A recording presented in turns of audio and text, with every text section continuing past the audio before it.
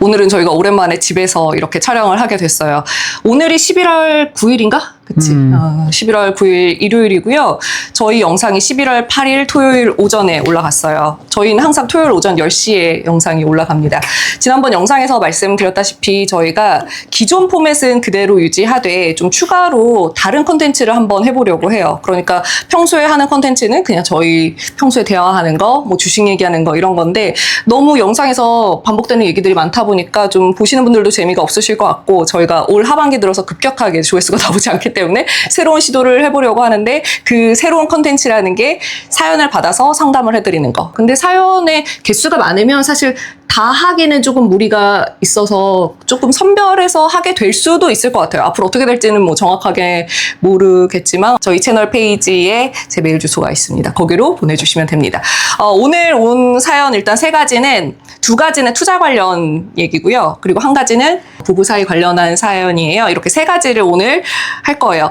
그리고 한 가지 꼭 말씀드리고 싶은 건 저희 채널에서 댓글로 저희를 욕하시는 건 괜찮아요. 근데 사연을 보내주신 분에 대해서 막 나쁘게 얘기하지는 않으셨으면 좋겠어요. 이건 정말 꼭 지켜주시기 바랍니다. 일단 첫 번째 사연은 저는 52세 주부입니다. 주식은 코로나 때 시작하고 테슬라랑 엔비디아만 모아가고 있어요. 그리고 남편의 은퇴를 걱정하는 시기이다 보니까 연금저축펀드, 뭐 ISA, IRP 이런 걸 이제야 알게 됐는데 지수 투자를 하는 게 나은지 그리고 개별 주식 투자를 계속 해오셨는데 그게 맞는 건지 뭐 이런 거에 관련해서 질문을 하신 분이었어요. 일단 뭐 저희가 뭐 투자 관련해서 전문가도 아니기 때문에 좀 참고해서 받아들이셨으면 좋겠어요. 오빠가 보기엔 어때? 내가 생각하기엔 너무 잘하고 계신 것 같은데. 저도요. 제가 생각하기에도. 개별주로 하시는 분이라는 거는 애초에 조금 공격적인 투자를 하시는 분, 근데 너무 리스크는 크지 않았으면 좋겠어서 대형주를 하시는 분, 그리고 모아가는 분, 리스크를 최소화하면서 개별주로 하시는 분이기 때문에 걱정할 게 있으실까 싶어요. 일단 뭐 ISA, IRP, 연금저축펀드 메리트 있는 부분도 있죠. 세액공제 상당히 큽니다. 근데 일단 이분은 직장을 다니시는 분이 아니기 때문에 되게 메리트가 있지도 않고 이것들의 목적은 개별주랑은 다르게 애초에 우리 먼 미래에는 좀 더 여유 있게 살아보자. 이게 아니잖아요. 근데 개별주는 저희뿐만 아니라 개별주 하는 분들 다 같은 마음이잖아요. 아니 좀 다르게 한번 살아보자. 그치, 나도 내가 주식을 시작한 게 그거지. 근데 개별주의 단점은 그거죠. 리스크가 있잖아요. 근데 이 리스크가 어느 정도일지 예측이 안 돼요. 물론 이것도 엄청난 단점이긴 한데 저희는 테슬라에 투자하는 사람이잖아요. 저는 오빠처럼 뭐 테슬람도 아니에요. 저의 목표는 테슬라의 세계 시총 1위예요. 저는 이게 당연히 가능할 거라고, 그러니까 당연한 건 없지만 정말 그럴 확률이 높다고 생각을 했거든요. 근데 요새 드는 생각은 엔비디아 좀 복병인데? 이런 생각도 엔비디아? 들거든요. 테슬라와 엔비디아는 제가 생각하기에는 약간 라이벌 관계인 것 같기도 해요. 그러니까 막 테슬라가 주가가 안 좋아. 그러면은 다른 종목 하시는 분들이 와서 너네 이거 해야지 이렇게 하시기보다는 엔비디아 주주분들이 꼭 오셔서 너네 그거 하지 말고 엔비디아 해야지 꼭 이러세요. 그리고 또 테슬라가 많이 간다. 그럼 또 테슬라 주주분들은 엔비디아를 또 그렇게 무시해. 미래의 최상위권이 예상되는 두 종목인데 이렇게 두 종목에 투자하시면서 뭐 딱히 불안할 게 있으실까 싶어요. 저는 그래서 저희 기준에선 정말 잘하고 있으시다고 생각을 하고 한 가지 조금 우려가 되는 건 남편분이 언제 은퇴를 하실지 모르기 때문에 언제 소득이 갑자기 뚝 끊길지 몰라요. 은퇴를 하셔도 계속 일은 하시게 될 거기 때문에 소득이 아예 없어지진 않겠지만 줄어들 수는 있잖아요. 그래서 한 가지 말씀드리고 싶은 건 물타기는 정말 신중하게 하셨으면 좋겠어요. 그러니까 뭐 오빠도 테슬라가 작년에 뭐 400불 후반까지 갔으니까 400불 아래로 빠졌을 때 얼마나 싸게 느껴져. 그러니까 막 물타기.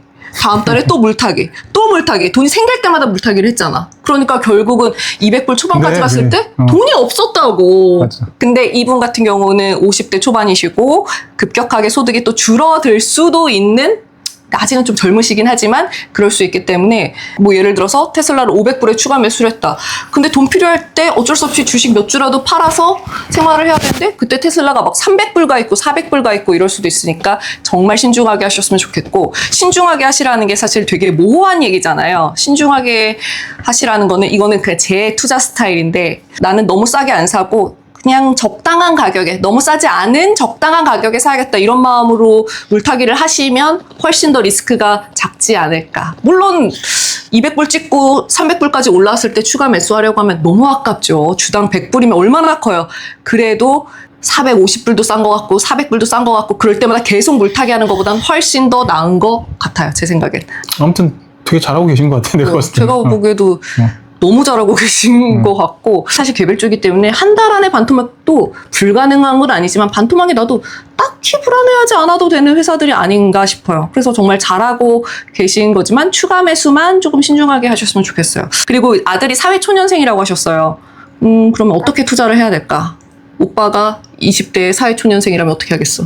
내가 후회되는 게 좀 일찍 좀 투자에 눈을 떴었으면 좋겠다는 생각이지. 근데 지금 뭐 제 부모님께서 이제 이미 하고 계시고 그럼 뭐 아들한테 그대로 뭐 하는 법을 뭐 알려주셔도 되는 맞아. 거고.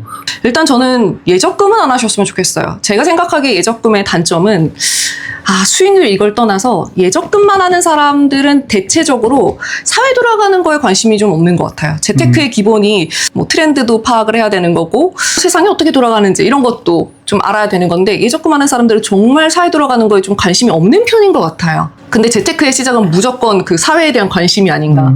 그래서 예적금은 그냥 안 하는 것도 괜찮다고 생각을 하고 그 다음으로 좀 무난한 거는 지수 추종하는 ETF죠. 근데 ETF를 사려고 하면 정말 주식을 한 번도 안 사본 사람은 ETF가 뭐지? 거기부터 시작해. 그럼 주식 계좌 개설해야 되는데? 귀찮아. 지수 추종하는 ETF로 시작하는 거 너무 괜찮은데 계좌 개설을 미루지 말고 일단은 공모주 청약을 무조건 하셨으면 좋겠어요. 왜냐면 공모주 청약은 오늘 내일 청약을 해야 된다. 그러면 늦어도 어제까지 계좌 개설을 해야 된다거나 아니면 오늘까지는 계좌 개설을 해야 된다거나 이런 게 있잖아요. 그러니까 계좌 개설을 좀 덜 미루게 만드는 것 같고 내가 15,000원에 공모주 한 주 받았는데 이거 30,000원에 팔았네?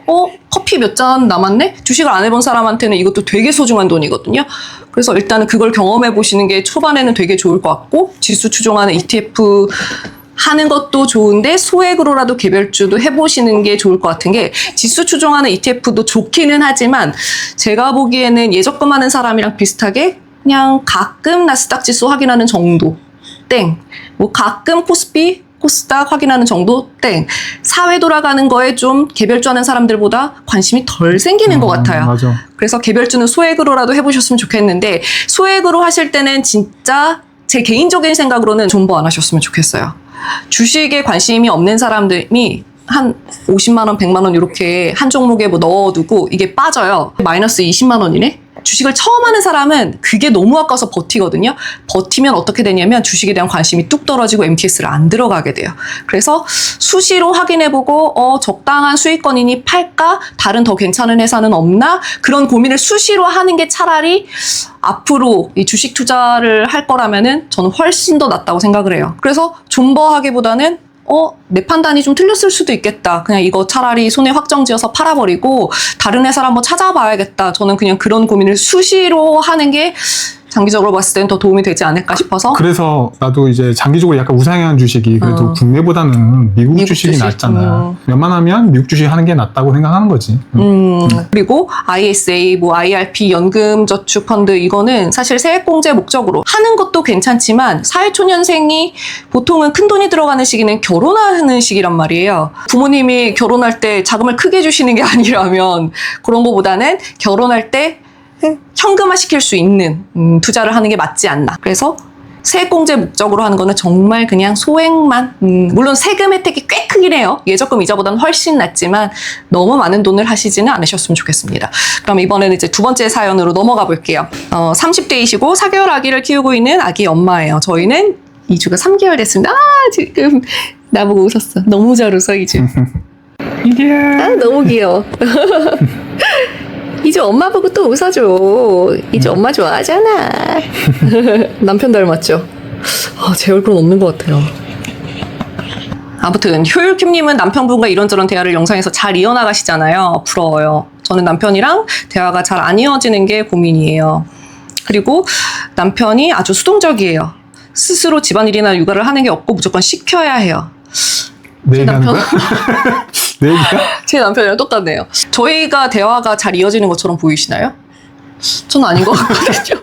제가 말이 많죠. 영상에서 정말 비정상적으로 말이 많죠. 아무래도 저희가 카페나 뭐 식당에서 촬영을 할 때 뭐 1시간 동안 밥을 먹고 커피를 마신다.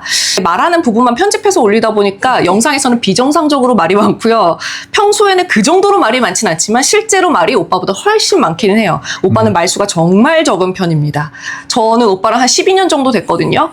오빠는 절대 바뀌지 않을 사람이라고 생각을 해요. 이 여성분도 말수가 많지 않은 편이라고 하셨고 남편분도 말수가 많지 않은 편이라고 하셨어요. 현실적으로 저는 이건 절대 바뀔 가능성이 거의 없다고 봅니다. 근데 그래도 부부 사이에 대화를 하는 건 너무너무 중요해요. 왜냐하면 피부치가 아니에요. 정말 남이잖아요. 그렇기 때문에 끊임없이 대화를 하는 게 이 부부 관계에 있어서 너무 도움이 돼요. 그래서 저희는 예전에 어떻게 했냐면 제가 임신하려고 하고부터는 술을 안 마셨단 말이에요. 근데 그 전에는 매주 한 번씩은 나가서 술을 마셨어요. 집에서 술을 마시게 되면은 다 먹으면 치우게 되더라고요. 근데 밖에서 술을 마시면 안주 하나라도 더 시켜서 더 대화를 하게 돼요. 그러면 한 주 동안 조금 스트레스 받고 상대방 때문에 힘든 게 있고 그래도요, 조금 녹는 게 있어요. 저는 정말 큰 도움 됐다고 생각을 하고, 그렇게 하다가 둘이 마주 앉아서 술을 마시는 걸 그만했었죠? 임신 준비하려고 술을 줄이려고. 그러니까 확실히 좀 더 스트레스가 쌓이는 게 있어. 내가 느끼기엔 그랬어. 근데 또 4개월 아기를 키우고 있는 분이기 때문에 현실적으로 밖으로 나가서 마주 앉아서 술 한잔 하는 게 어렵잖아요. 그러면 아기 재우고 집에서라도 조금. 그리고 남편분이 수동적이라고 하셨어요. 제가 수동적인 사람과 살고 있지 않습니까? 제 남편보다 수동적일 수는 없어요. 저는 뭘. 아빠 그 정도는 아니잖아. 그치? 이주가 봐서 알지? 이게 말이 된다고 생각해? 이주가? 말이 돼요. 말 된다잖아. 오빠가 얘기하잖아. 오빠는 회사에서 만약에 팀장을 달면은 회사 그만둘 거라고. 총책임자는 힘들어. 근데 아이를 키우는 가정에서 여자가 총책임자일 수밖에 없어. 이게 모성애라는 말이 괜히 있는 게 아니에요. 모성애의 스케일은 저는 부성애랑은 진짜 아예 다르다고 생각을 하거든요. 여자들은 뭐 분유는 어떤 게 좋을지, 그리고 아이가 아프진 않은지, 정말 챙길 게 너무 많고, 기저귀는 어떤 게 좋은지, 소아과는 어디가 좋은지 다 검색하고, 아이의 발달에 문제가 없는지 다 하나하나 지켜보고 검색하고, 부수적인 거라도 스스로 안 하시면 진짜 엄마는 너무너무 힘들고요. 그리고 저는 아이가 태어나고 나서 드는 생각이 뭐냐면, 저희도 싸울 거 아니에요. 아이가 너무 불쌍한 거예요. 복 중에 최고의 복은 부모복이라고도 하잖아요. 물론 이게 무조건 맞는 말이라는 게 아니라 그 정도로 부모복이라는 거는 진짜 정말 중요한 거라고 생각을 하는데, 저희가 싸울 때 너무 미안한 거예요. 이 아이가 그냥 화목한 가정에서 자랐으면 좋겠는데, 제가 이렇게 스트레스 받아서는 스스로 느끼기에 나는 부모복은 있는 것 같다, 이렇게 느끼겠냐고요. 아무튼 남편분 진짜 달라지셔야 되고, 아내분은 많이 포기하세요. 저는 어떻게 생각하냐면, 아이 하나 보고 참아보자. 정말 너무너무 힘들지만 더 참아보자. 진짜 악착같이 참아보자. 그렇게 살고 있습니다. 아, 내가 그 정도는 아니잖아. 그리고 드는 생각이 뭐냐면, 단점도 있지만 장점도 있는 사람이니, 이 단점은 내가 그래 꾹 참고 한번 안고 가보자. 내가 이거 가지고 오빠한테 뭐라고 하고 화내고 우리가 싸우면 아이가 불행해진다. 그 마음으로 정말 악착같이 참습니다. 그러니까 아내분은 더 참으시고 남편분은 진짜 달라지셨으면 좋겠어요. 아무튼 이거는 우리도 겪고 있는 문제이기 때문에 서로 간에 노력할 수밖에 없는 것 같아. 그치? 우리가 행복해야지 얘도 행복한 거니까. 그럼 이제는 세 번째 사연으로 넘어가겠습니다. 세 번째 사연도 투자 관련한 사연이에요. 저는 02년생 남성이고, 그러니까 원래 나이로 따지면 24살인 남성분이시고, 현재 서울 호텔에서 근무 중입니다. 그리고 군적금이랑 알바비, 그러니까 투잡 뛰어서 모은 돈으로 이런저런 투자해보고 잃기도 하고 벌기도 하고 국장, 미장, 코인 선물 다 해보셨고, 그리고 지금은 미래성장 가능성이 큰 코인에 장기 투자 중입니다. 이분의 고민은 뭐냐면, 너무 아끼다 보니까 남들은 여행 가고 술도 마실 때 이 돈으로 코인 살 수 있는데 라는 생각이 든대요. 빨리 부자가 되고 싶은 20대 청년으로서 이렇게 살아가는 게 맞는 걸까? 아니면 조금 더 여유를 가져야 될까? 이런 고민을 하시고 있으세요. 오빠는 어떻게 생각해? 대단하다. 박수 한번 드리겠습니다. 대단하다는 생각밖에 안 들어. 제가 예전에 영상에서도 얘기했지만, 저는 명품백을 막 사는 사람은 아니지만 싫어하는 사람도 아니거든요. 근데 오빠한테 얘기했어요. 나 나중에 샤넬백 하나 사줘. 지금은 우리가 샤넬백 하나를 사려면 주식 몇 주를 팔아야 되는데, 이 몇 주가 나중에 2배, 3배, 4배, 5배 계속 뛸 거기 때문에 샤넬백이 2배 올랐을 때 5배 오른 테슬라 주식을 팔아서 샤넬백 하나 사줘. 이런 식으로 제가 얘기를 했었거든요. 이분이 지금 되게 아끼고 있는데, 올해 모은 돈이 2천만 원이다. 2천만 원이 나중에 1억 이상의 가치가 돼 있을 수 있는 거잖아요. 그러니까 24살의 나이에 올해 2천만 원을 모은다? 그냥 단순히 2천만 원을 모으는 게 아니에요. 2억을 모으는 거고 3억을 모으는 거란 말이에요. 그러니까 그치. 지금 너무너무 잘하고 있으신 것 같아서 정말 고민하실 게 없는 것 같고, 그리고 되게 아끼시는 분이라고 하셨는데, 여행을 가서 행복한 사람도 있고 맛있는 걸 먹어서 행복한 사람도 있는데, 이분 되게 즐겁게 사시는 분이라고 저는 생각을 하거든요. 내가 투자한 게 잘 됐어. 그리고 이번에도 이만한 돈을 모았어. 그거 되게 재미있는 일 아닌가요? 저 되게 재밌고 행복하게 사는 분 같거든요, 제가 보기엔. 그리고 심지어 이분이 평가 금액을 보내주셨거든요. 24살인 남성분이에요. 지금 현재 평가 금액이 8천만 원 중반 정도예요. 이거 외에도 자산을 갖고 있는 분이실 수 있죠. 이분은 재미없게 사시는 분이 아니야. 재미있게 사시는 분이야. 그리고 연애는 할 수 있을까? 사실 연애는 효율로 따지면은 되게 효율이 떨어져요. 그렇잖아요. 지출해야 되는 돈도 만만치 않고 써야 되는 시간도 만만치 않고.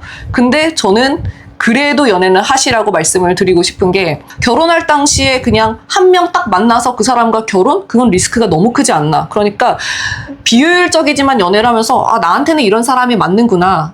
나한테는 이런 사람이 정말 맞지 않는구나.